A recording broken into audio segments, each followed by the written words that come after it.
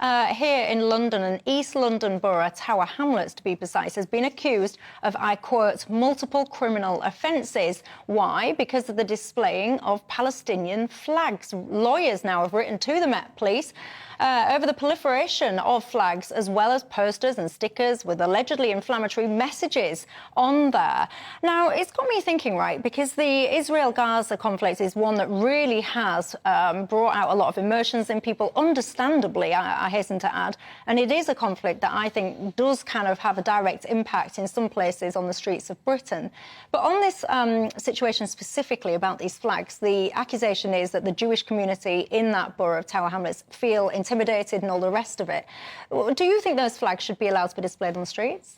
No, I actually work in Tower Hamlets and I've seen these flags up since October. And I can remember in the week after the 7th of October attacks when these flags and the posters and stickers started going up everywhere. I remember thinking to myself, particularly if I was a Jewish person, I would find this to be quite intimidating. Practice in this country is that you don't put flags up on lampposts, and that's for reasons not just of whether that's appropriate for intimidation reasons, but also for reasons of public safety, so that they're not blocking the roads signs and all that kind of thing. And I'm personally quite puzzled why these flags are still on the lampposts in Tower Hamlets today. I saw them today as I was at work. I think it's quite obvious, isn't it? It's a political decision to allow them. It's a fairly left-wing council there, and they obviously support the Palestinians. They probably wouldn't say they support Hamas, but the implication is that they might do.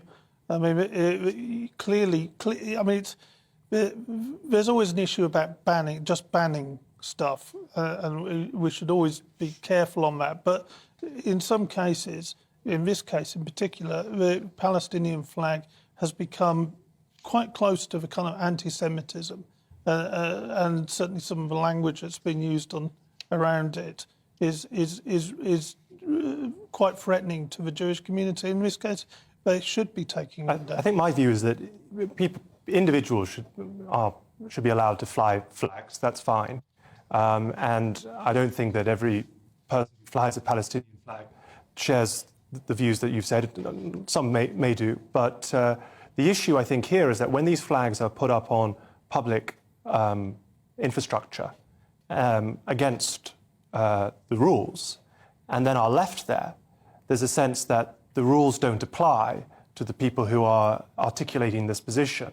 And that then makes people a little concerned about, if the rules don't apply to certain groups, then is there a real rule of law problem in this particular borough? And I think that that's at the heart of this particular matter. What's the answer to that then? Well, I think these flags need to be taken down.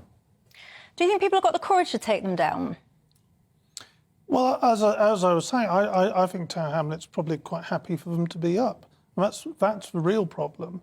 I think if they, for example, if suddenly there was a proliferation of Israeli flags on lampposts, you'd see the council removing them very quickly. Would you? So do you think there's double standards then? If it was an Israeli flag, they'd be up on that ladder getting it off, and if it's a Palestinian one, they wouldn't? I think that's the case. Do you? Do you agree with that sentiment at home? Like, do you know, I get it. I get it, by the way, I have to be clear. You know, I've spoken to a lot of people that are deeply affected by the conflict that is going on in Gaza. Particularly, I've spoken, a friend of mine actually is Palestinian and feels absolutely heartbroken by what she calls the injustice of that community being attacked and people just looking on and seeing it happen and not doing anything. So I kind of get the sentiment, and I do get it. To your point, I think if you want to fly those flags on your own private land, out your bedroom window, or stick it to your car or whatever, fill your boots. But the question here is, should you be allowed to attach these things to the public infrastructure? The problem that you've got is we've got a little bit of a double standard going on, because Ukraine flags were popping up absolutely everywhere. I used to see them. In fact, actually, I remember a viewer getting in touch very recently saying that you have one flying in your school window. So if you have a flag celebrating or championing and supporting the side on one conflict, then the flip side of that is, well, then you can't tell me that I can't fly a flag to support my side of a different conflict.